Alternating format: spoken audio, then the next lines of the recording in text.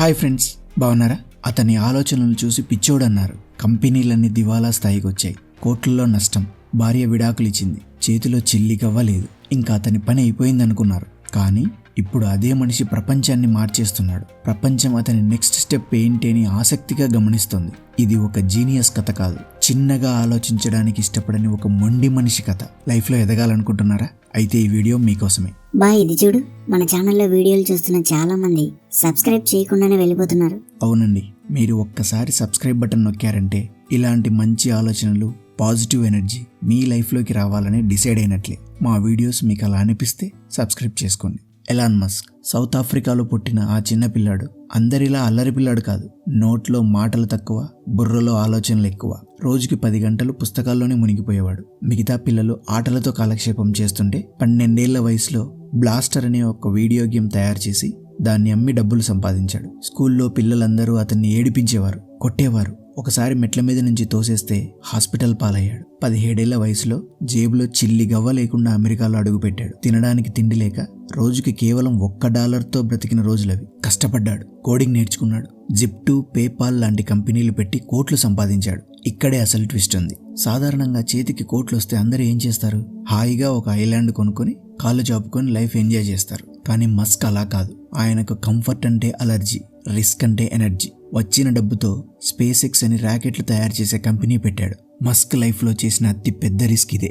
NASA, European space agency లాంటి ప్రభుత్వ ఏజెన్సీలకే అది ఎంతో కష్టం. ఒక్క రాకెట్ ఫెయిల్ అయితే కోట్లలో నష్టం. అలాంటిది ఒక వ్యక్తి చేయాలనుకోవడం అంటే మస్క్ ఆలోచనలు ఎంత పెద్దగా ఉంటాయో చెప్పడానికి ఇదే ఉదాహరణ. ఆ తర్వాత ఎలక్ట్రిక్ కార్లు, సోలార్ ప్యానెల్స్తో విద్యుత్ ఉత్పత్తి చేసే కంపెనీలు పెట్టాడు. జనాలు నవ్వారు. వీడికి పిచ్చి పట్టింది. బ్యాటరీ కార్లు, రాకెట్లు, సోలార్ ప్యానెల్స్ ఏంటి కంపెనీలు? ఇవన్నీ ఏదో ఒక రోజు మునిగిపోయే పడవలని ఎగతాళి చేశారు. కానీ మస్క్ వినలేదు. ఎందుకంటే సాధారణ మనుషులు ఉన్నదానితో సర్దుకుపోతారు, కానీ చరిత్ర సృష్టించే వాళ్ళు ఉన్నదానిని మార్చేస్తారు. 2008వ సంవత్సరం. అవి మస్క్ జీవితంలో చీకటి రోజులు. స్పేస్ ఎక్స్ వదిలిన మొదటి రాకెట్ లాంచ్ అయినా కాసేపటికే పేలిపోయింది. ఆ తర్వాత రెండవది ఫెయిల్, మూడవది అది బూడిదైపోయింది. ఇటువైపు టెస్లా, సోలార్ సిటీ కంపెనీలు దివాలా తీసే స్టేజ్కి వచ్చాయి. భార్య విడాకులు ఇచ్చింది. చేతిలో చిల్లి గవ్వలేదు. అప్పుల వల్ల గోల, రోడ్డున పడే పరిస్థితి. ప్రపంచం మొత్తం అతన్ని చూసి జోకర్ అని నవ్వింది. అతని పని అయిపోయింది అనుకున్నారు. ఒకటి అడగనా? ఇన్ని దెబ్బలు తిన్నా కూడా మనిషి ఎలా మళ్ళీ తిరిగి లేచే ధైర్యం తెచ్చుకుంటాడు? చిట్టి, ధైర్యం ముందుగా రాదు. ముందు ఓ నిర్ణయం వస్తుంది, ఇక్కడితో ఆగను అని. ఆ నిర్ణయం తీసుకున్న తర్వాతే ధైర్యం వెంటాడుతూ వస్తుంది. మస్క్ అదే చేశాడు. ఆగలేదు. తనకున్న ఆఖరి ఆస్తిని కూడా అమ్మేసి 4వ రాకెట్ లాంచ్కి రెడీ అయ్యాడు. ఇది కనుక పేలితే ఎలాన్ మస్క్ అనే పేరు చరిత్రలో కనుమరుగైపోతుంది. ఆ రాత్రి కంటి నిండా నిద్ర లేదు. వెనక్కి వెళ్లే దారి లేదు. ప్లాన్ బి అసలే లేదు. అప్పుడు జరిగింది 4వ ప్రయోగం. రాకెట్ నింగిలోకి దూసుకెళ్ళింది. ఆకాశంలో నిశ్శబ్దం, గుండెల్లో ఉద్వేగం. భూమ్! రాకెట్ నింగికేసింది. సక్సెస్ అయింది.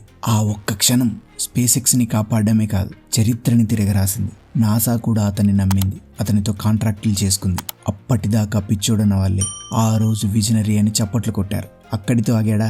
లేదు. పెట్రోల్ కార్లే గొప్ప అనుకున్న టైంలో ఎలక్ట్రిక్ కార్లతో ప్రపంచాన్ని ఊపేశాడు. ఫ్లాప్ అయిందనుకున్న టెస్లా కార్ల మోడల్ను ఒక బ్రాండ్గా మార్చాడు. రాకెట్ అంటే వెళ్ళి పేలిపోవడమే అనుకున్న టైంలో వెళ్ళిన రాకెట్ను మళ్ళీ భూమి మీదకి దించి సైన్స్ ఫిక్షన్ సినిమాలని నిజం చేశాడు. ట్విట్టర్ని కొన్నాడు. మనిషి మెదడులో చిప్ పెడతా అంటున్నాడు. మార్స్ గ్రహం మీదకి మనుషుల్ని తీసుకెళ్తా అంటున్నాడు. తను ఒక ఆలోచన చేశాడంటే దాన్ని నిజం చేసి చూపిస్తాడు అని ప్రపంచం నమ్మే స్థాయికి వెళ్ళాడు. మస్క్ మామని ఎలాన్ మస్క్ అనడం కన్నా ఎలాన్ రిస్క్ అని పిలవాలి. ఎంత మొండోడు బా. అవును చిట్టి, బాగా చెప్పావు. గొప్పగా ఎదిగిన వాళ్ళంతా లైఫ్లో ఏదో ఒక స్టేజ్లో రిస్క్ తీసుకున్న వాళ్ళే. కానీ తాను నమ్మిన దానికోసం ఇతను ఇలా లైఫ్ అంతా రిస్క్ తీసుకున్న వాళ్ళు బహుశా చాలా అరుదుగా ఉంటారేమో. ప్రపంచం అంతా ఒకవైపు ఉండి అసాధ్యమని నమ్మి హేళన చేసినా నువ్వు ఒక్కడివి సాధించగలవని నమ్మితే అది ఖచ్చితంగా సాధ్యమవుతుంది అని నిరూపించిన మనిషి మస్క్. ఎలాన్ మస్క్ భయం లేక గెలవలేదు. భయం వెంటాడుతున్నా వెనక్కి తగ్గలేదు కాబట్టి గెలిచాడు.